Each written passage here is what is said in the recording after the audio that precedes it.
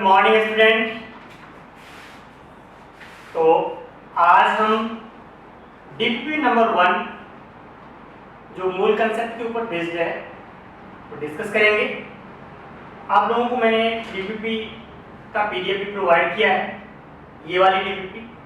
तो इस डीपीपी में हम सबसे पहले इसका आंसर की आपने ऑलरेडी सोल्व कर लिया होगा। तो जो आंसर की है वो कुछ इस तरह से है। फर्स्ट क्वेश्चन का आंसर बॉम्बे है, second is Delhi, third is Calcutta, fourth is Agra, fifth is Bombay, sixth is Agra, seventh is Bombay, eighth is Calcutta, ninth is Bombay and tenth is again Bombay. Okay, तो इस तरह से आंसर किया है। आपने जो सोल्व किया है आप चेक कीजिए और कितना करेक्ट हुआ है वो आप खुद से एनालाइज कीजिए। ओके, तो आज हम सबसे पहले एक एक करके क्वेश्चन डिस्कस करेंगे और जो भी आपको डाउट है आप यहाँ से क्लियरिफाई कर सकते हैं। ओके, तो सबसे पहले बात करते हैं क्वेश्चन नंबर 1 की।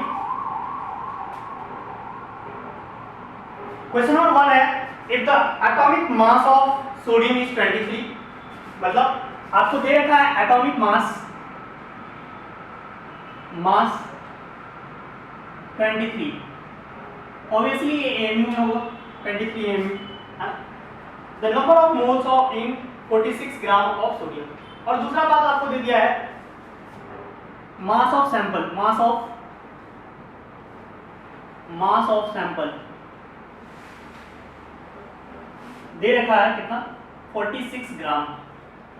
अब आपको पता करना है कि नंबर ऑफ मोल्स कितना है। Number of moles equals to what? बहुत ही बेसिक क्वेश्चन है ना। नंबर ऑफ मोल कैलकुलेट करने का क्या होता है formula? Number of mole equals to क्या हो जाएगा, given mass upon molar mass. Given mass upon molar मास।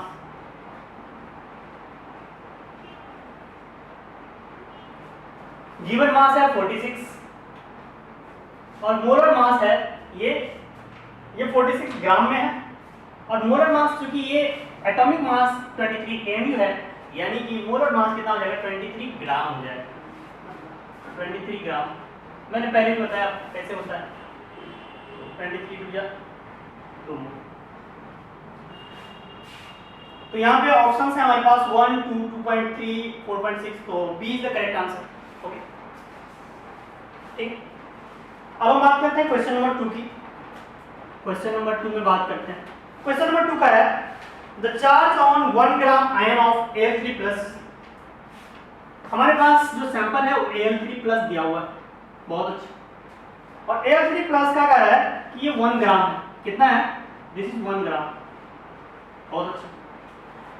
अब बोल रखा है आपको कि अगर Na एवोगाड्रो नंबर है,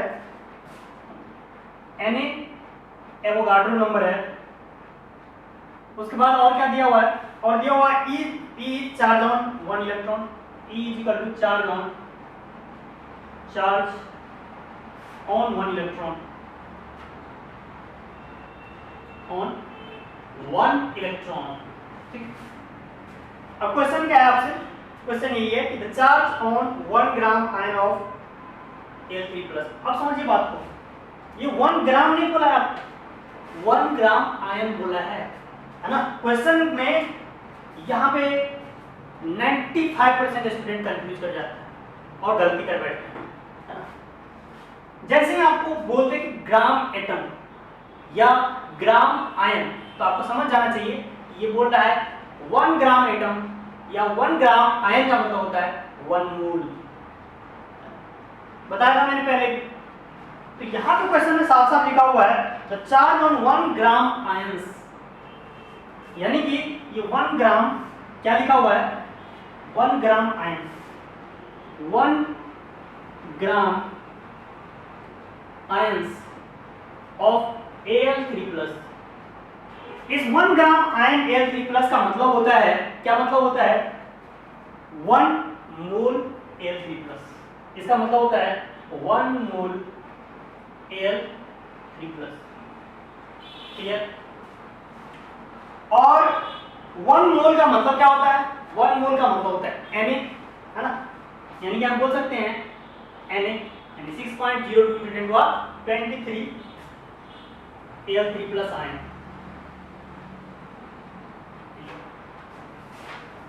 क्वेश्चन में पूछ रखा है आपको कि चार्ज क्या होगा 1 gram ion of Al3 plus. बताइए एक पर चार्ज कितना है?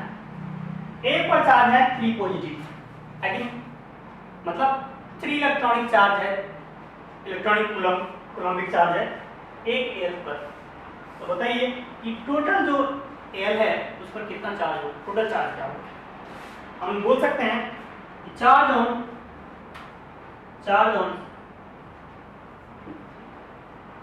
1 Al3 प्लस कितना है 3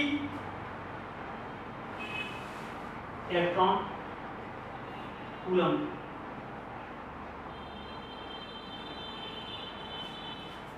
तो बताइए टोटल चार्ज क्या हो जाएगा? देखो टोटल चार्ज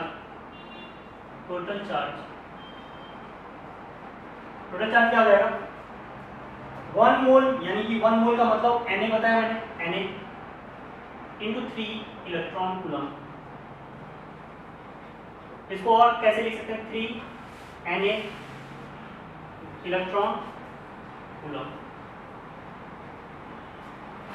तो टोटल चार्ज, अब क्वेश्चन में ये तो पूछा था आपसे कि चार्ज कितना है, तो हमारे पास जो ऑप्शंस दिए हुए हैं उसमें डी जैसे 1/27 Na दिया हुआ है, 1/3, 1/9 और 3 Na। तो what is the correct answer? 3 Na electron coulomb. Okay, so second का आंसर है Delhi, D is the correct answer. Okay, अब हम बात करते हैं नेक्स्ट क्वेश्चन की। तो नेक्स्ट क्वेश्चन देखते हैं, इसको रब करता हूं।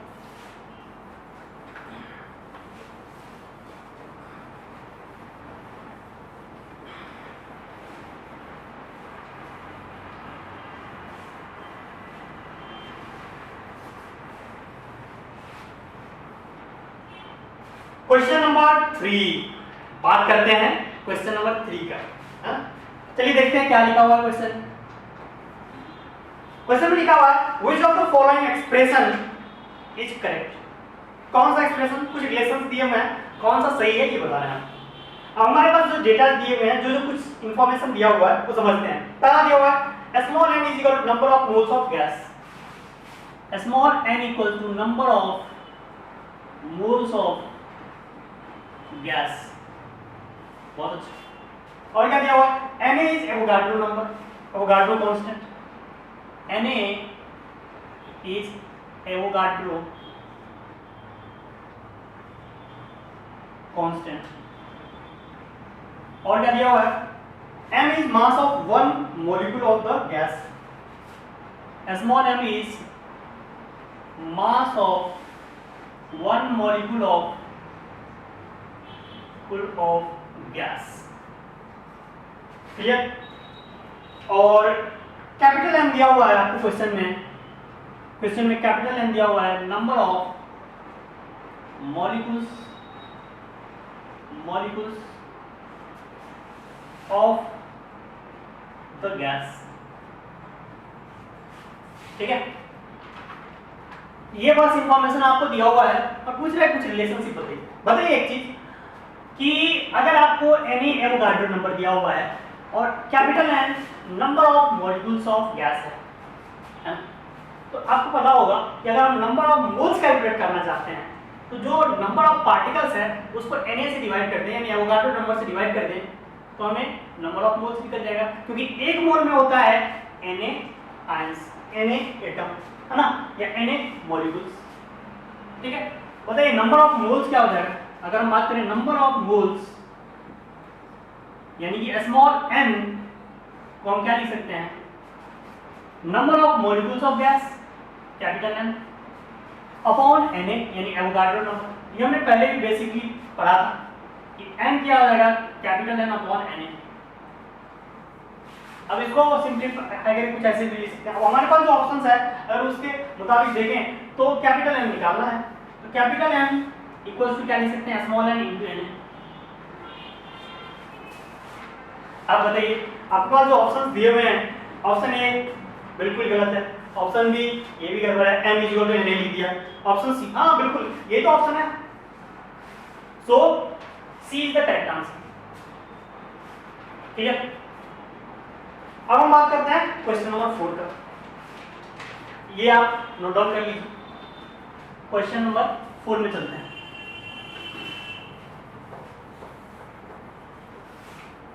देखिए क्वेश्चन नंबर 4 भी बहुत ही इजी सा क्वेश्चन है, अगर आपने क्लास को ध्यान से सुना होगा। क्वेश्चन नंबर 4 है, the modern atomic weight scale is based on. Modern atomic weight scale जो है क्या चीज पे बेस्ड है? Carbon 12, oxygen 16, hydrogen 1 and nitrogen 14। किस पे? तो कार्बन 12 आइसोटोप याद होगा, मैंने बताया था कि मॉडर्न एटॉमिक वेट का जो कंसेप्ट है वो कार्बन 12 आइसोटोप पे याद आएगा। हमने बताया था आपको रिलेटिव एटॉमिक मास जो है हाइड्रोजन स्केल पे भी देख सकते हैं, ऑक्सीजन स्केल पे भी देख सकते हैं, कार्बन स्केल पे भी देख सकते हैं, लेकिन जो कार्बन स्केल पे होता है यानी C12 जो होता है वो मॉडर्न केमिस्ट्री के अंदर एक्सेप्टेबल है। हाँ, तो क्या आंसर हो गया? तो modern atomic weight scale is based on carbon 12। तो Agra is the correct answer. ये ऑप्शन में आपको दिया हुआ है C12, so Agra is the correct answer. बहुत ही इजी क्वेश्चन है, information based question. Okay, question number 5। Question number 5 में दिक्कत है, चलिए देखते हैं। क्वेश्चन नंबर 5 काफी लोगों को देख के डर लगता है, गलत कर देते हैं। अब बहुत ही आसान क्वेश्चन है, जब अगर आपको बेसिक चीजें आती है तो। क्वेश्चन में लिखा क्या हुआ है समझिए पहले। The weight of molecule of compound C60H22 is, मतलब आपको पूछ रहा है कि अच्छा मैं पहले इसको रब कर देता हूं।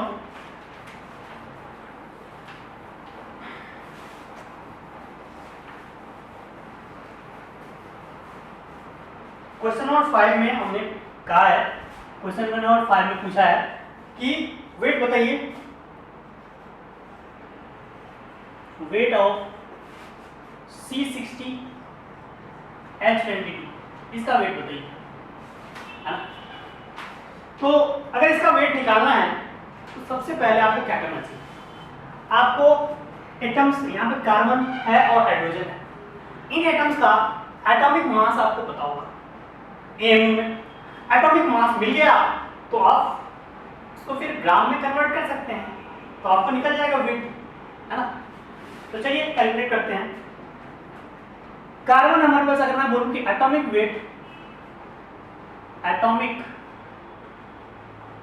वेट ऑफ C60H22 क्या हो जाएगा, है ना? या मॉलिक्यूलर वेट हम बात करें, मॉलिक्यूलर वेट ऑफ C60H22 तो क्या होगा? इसको ऐसे लिखना चाहिए, मॉलिक्यूलर वेट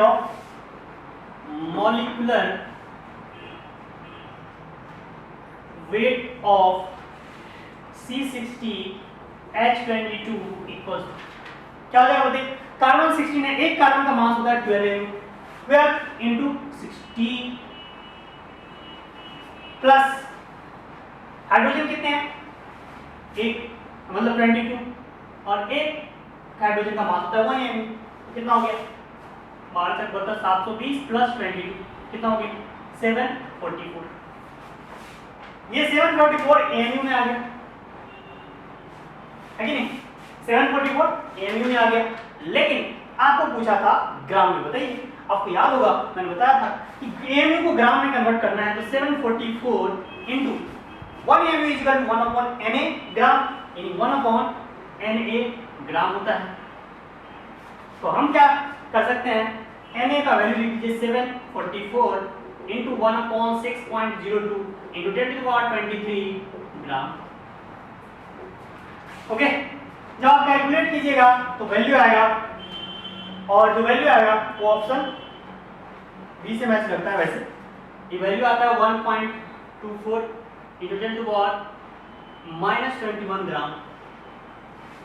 कैलकुलेट कीजिएगा, जो वैल्यू आएगा वो आता है 1.234 into 10⁻21 ग्राम। ठीक है, तो इस तरह से आपको क्वेश्चन नंबर 5 समझ में आ गया होगा। क्वेश्चन नंबर 5 का आंसर क्या हो गया? बॉम्बे। क्लियर? अब हम बात करते हैं क्वेश्चन नंबर 6 का। ठीक,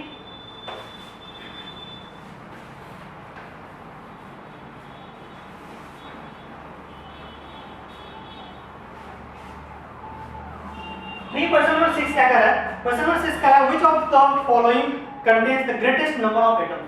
बहुत इजी क्वेश्चन है ये भी। क्वेश्चन में कह रहा है कि 1 ग्राम ऑफ ब्यूटेन है, 1 ग्राम ऑफ ब्यूटेन, यानी ब्यूटेन को बोले तो C4H10 है ना, C4H10, 1 ग्राम C4H10 है। और क्या दिया हुआ है, 1 ग्राम ऑफ नाइट्रोजन दिया हुआ है, और क्या दिया हुआ है, 1 ग्राम ऑफ सिल्वर दिया हुआ है, और क्या दिया हुआ है, 1 gram of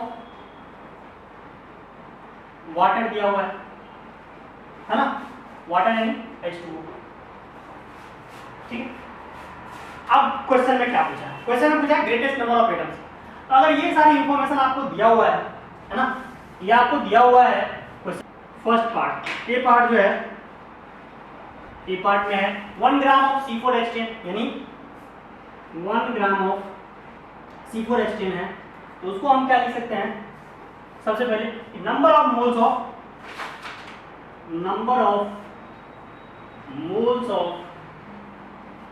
C4H10 equals to क्या हो जाएगा, number of moles of C4H10 कितना हो जाएगा बताइए। गिवन वेट है 1 ग्राम upon atomic weight 12 into 4 plus 10 कितना आ गया, 1 upon 48 plus 10 कितना आ गया, 1 upon 58। ये तो आपको क्या आया, number of moles of C4H10। अगर मैं आपसे पूछूं कि number of atoms of C4H10 क्या हो जाएगा, number of atoms of C4H10, तो आप क्या बोलेंगे, आप बोलेंगे 1/58, और एक एटम में, एक मॉलिक्यूल में, एक C4H10 में कितने नंबर ऑफ एटम है, 4 + 10 कितने हो गए, 14 एटम है एक मॉलिक्यूल में। तो total number of atom, actually atom हमने पूछा है आपसे, टोटल नंबर ऑफ मॉलिक्यूल ने पूछा है, टोटल नंबर ऑफ एटम पूछा है, तो आपको क्या करना चाहिए, एक मॉलिक्यूल में 14 एटम है, तो इतना नंबर ऑफ, इतना मोल में कितना एटम हो जाएगा, इतना इंटू 14 मोल एटम, ये इतना मोल मॉलिक्यूल है। क्लियर। इसी तरह अगर मैं बी पार्ट में जाऊं तो बताइए सेकंड पार्ट N2 के लिए नंबर ऑफ मोल क्या हो जाएगा, नंबर ऑफ, मैं सीधे डायरेक्ट नंबर ऑफ एटम लिखता हूं, number of atoms of N2, तो क्या हो जाएगा, 1 अपॉन मास कितना होता है 28, और 28 into 2 एटम है तो 1 upon, okay. Number of atoms of N2 कितना हो जाएगा, 1/14 एटम्स, है ना, ठीक है। इसी तरह से ऑप्शन सी में है 1 gram of Ag, 1 gram of Ag है, तो number of atoms of Ag कितना हो जाएगा, वेट क्या हो 1/1 अपॉन, और Ag जो है सिल्वर का एटॉमिक मास जो होता है वो 102 होता है, 1/102 इंटू 1 कितना होगा, 1/102। क्लियर है। इसी तरह से ऑप्शन डी में 1 ग्राम ऑफ वाटर, तो number of atoms of water H2O कितना हो जाएगा, 1 अपॉन, इसका एटॉमिक वेट कितना है 16 + 2 18 इंटू कितने नंबर ऑफ एटम है, 2 + 1 3 6 जा 8 कितना हो गया, 1/6। ठीक है, ये इतना नंबर ऑफ एटम है, इतना मोल एटम, ठीक है, इतना मोल एटम है। अब आपको इसमें से देखना है कौन सा वैल्यू है जो सबसे बड़ा है। पॉइंट में आप इसको चेंज कर सकते हैं, पॉइंट में चेंज करने के बाद देखिएगा कि किसका वैल्यू सबसे ज्यादा आता है। हमारे पास वैल्यू है वैसे मैं आपको यहाँ पे बता देता हूँ, ये जो है 14/58 ये आता है approximately, this value will be 0.241, ठीक है। इसी तरह से ये वैल्यू जो आएगा आप कैलकुलेट कीजिएगा, तो ये जो वैल्यू आता है वो आता है 0.714, ठीक है। इसी तरह से 1/102 है, इसका वैल्यू आप पॉइंट में कैलकुलेट कीजिएगा तो ये आएगा आपको 0.0098, ठीक है। और ऑप्शन डी ये कैलकुलेट कीजिएगा तो जो वैल्यू आता है वो आता है 0.166।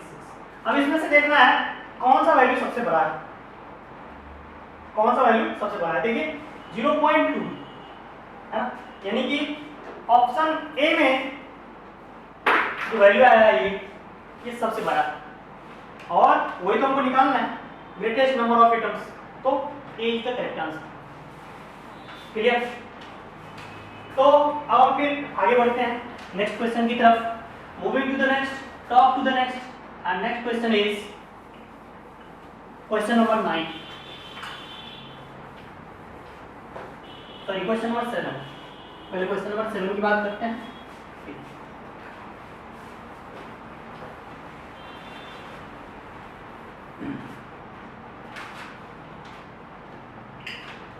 9 का आंसर था,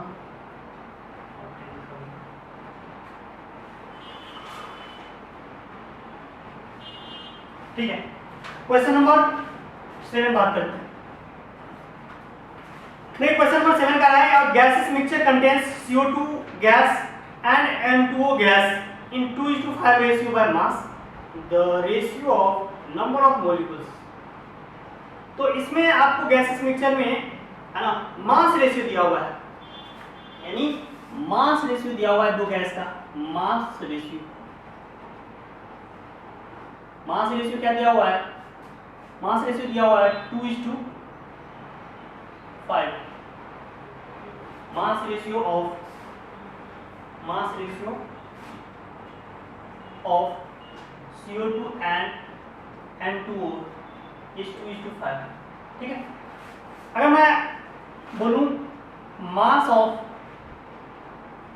CO2 तो क्या लिख सकते हैं? 2K लिख सकते हैं, क्या मैंने प्रोपोर्शनैलिटी कांस्टेंट लिख दिया है। मास ऑफ N2O की बात करें तो हम 5K लिख सकते हैं, लिख सकते हैं। तो बताइए आपको हुआ है नंबर ऑफ मॉलिक्यूल्स, तो नंबर ऑफ मॉलिक्यूल्स कैसे कैलकुलेट करें? नंबर ऑफ मोल्स कैलकुलेट कर लेंगे। तो अगर मैं पूछूं कि number of moles of CO2 तो क्या बोलेंगे? गिवन मास इतना ग्राम में होगा, इतना ग्राम में होगा, given mass upon atomic mass कितना है इसका 12, और 12 प्लस 2 ऑक्सीजन है, ऑक्सीजन का मास 32 है ना, 2 ऑक्सीजन का मास, तो कितना हो गया ये 2K/44। अगर मैं बोलूं कि number of moles of N2O कितना होगा तो आप क्या बोलेंगे 5K अपॉन कितना हो जाएगा, और नाइट्रोजन है 2 तो 28 प्लस 16 दिस 5K अपॉन 44। बताइए तो नंबर ऑफ मॉलिक्यूल्स का रेशियो क्या हो जाएगा? नंबर ऑफ मोल्स का रेशियो होगा वही नंबर ऑफ मॉलिक्यूल्स का रेशियो होगा, तो बताइए इन दोनों का रेशियो क्या हो जाएगा? सो हम बोल सकते हैं number of molecules, ratio of number of molecules क्या हो जाएगा? दिस अपॉन दिस, यानी 2K/44 इज टू 5K/44। 44 से 44 कैंसर, K से K कैंसर, कितना आ गया 2:5। अब 2:5 देख लीजिए किस ऑप्शन में आंसर है, ऑप्शन बी में सही है, तो B is the correct answer. Clear है ना? तो इस तरह से हमारा क्वेश्चन नंबर 7 कंप्लीट होता है। अब हम बात करते हैं क्वेश्चन नंबर 8 का। क्वेश्चन नंबर 8 की बात करते हैं। चलिए क्वेश्चन नंबर 8 देखिए। क्वेश्चन नंबर 8 में लिखा हुआ है 11 liter flask are separately filled with gases H2, helium, मतलब hydrogen, helium, oxygen and ozone at same temperature and pressure. जैसे ही आपको बोल दिया सेम टेम्परेचर एंड प्रेशर, तो ये एक पर्टिकुलर केस हो जाता है, ठीक है। अब क्या पूछ रहा है, the ratio of total number of atoms of these gases present in different flask would be. Question समझिए क्या कर रहा है। क्वेश्चन कह रहा है कि अलग अलग फ्लास्क में, अलग अलग फ्लास्क के अंदर मैं बस ऐसे कंटेनर बना रहा हूँ, है ना, रैंडमली, कैसा भी फिगर, समझ लीजिए बात को आप क्या बोलना चाह रहे हैं। मतलब इस तरह से 4 कंटेनर है और 4 कंटेनर में सारे के सारे का सारे सबका वॉल्यूम क्या है, 1 लीटर 1 लीटर 1 लीटर और 1 लीटर। और सब में क्या है, क्या क्या है, हाइड्रोजन है, इसमें हीलियम है, इसमें ऑक्सीजन है, इसमें ओजोन है ना, ये है। और क्वेश्चन में पूछा है कि सबका temperature pressure same temperature and pressure, same temperature and pressure, है ना। तो अब पूछ रहा है कि the ratio of total number of atoms, तो ratio of number of molecules, अगर मैं आपसे पूछूं ratio of number of molecules, तो क्या हो जाएगा, आपको वो याद होगा, Avogadro's hypothesis, equal number of all gases, equal number of all equal volume of all gases contains equal number of molecules at same temperature and pressure. Equal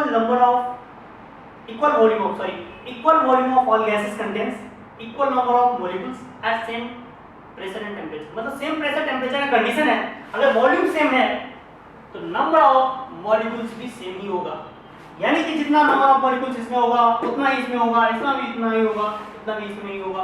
यानी कि इसमें n है, अगर इसमें n नंबर ऑफ मॉलिक्यूल्स है तो इसमें भी n होगा, इसमें भी n होगा, इसमें भी n होगा। और अगर हम इसका रेशियो निकालेंगे तो रेशियो क्या हो जाएगा, n:n:n:2, क्या हो जाएगा रेशियो, 1:1:1। इसका रेशियो क्या हो जाएगा, 1:1:1:1। क्लियर। लेकिन आपसे नंबर ऑफ मॉलिक्यूल्स का रेशियो नहीं पूछा है क्वेश्चन में पूछा है नंबर ऑफ एटम्स का रेशियो बताइए, है ना। Number of ratio of number of atoms, ये क्वेश्चन में पूछा है, तो कंफ्यूज नहीं होना है। मैंने बताया था कि Avogadro's hypothesis number of atoms के लिए तो ठीक है, नंबर ऑफ, है ना, जैसे ही नंबर ऑफ मॉलिक्यूल्स के लिए तो ठीक है, नंबर ऑफ एटम्स के लिए बात करें तो फिर चेंज हो जाता है क्या। अब इसमें ये जो मॉलिक्यूल्स का रेशियो होगा, अगर मॉलिक्यूल्स का रेशियो 1:1 के रेशियो में है तो एक मॉलिक्यूल में, एक हाइड्रोजन के मॉलिक्यूल में कितना नंबर ऑफ एटम है, 2। एक हीलियम में कितना नंबर ऑफ एटम है, 1। एक ऑक्सीजन में कितना नंबर ऑफ एटम है, 2। एक ओजोन में कितना नंबर ऑफ एटम है, 3। तो रेशियो क्या हो जाएगा, एटॉमिक रेशियो क्या हो जाएगा, नंबर ऑफ एटम्स का रेशियो 2:1:2:3। तो हमारे पास जो ऑप्शंस है उसमें ऑप्शन सी मैच कर रहा है इसके साथ, तो C is the correct answer. Okay, question number 8 clear है। अब हम बात करते हैं क्वेश्चन नंबर 9 का। Let's move to the next, talk to the next, and next is question number 9।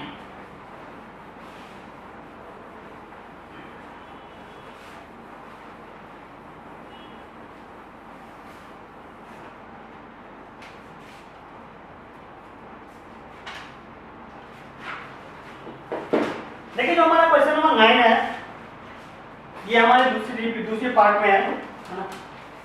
तो क्वेश्चन नंबर 9 में सबसे पहले क्वेश्चन देखिए क्या लिखा हुआ है।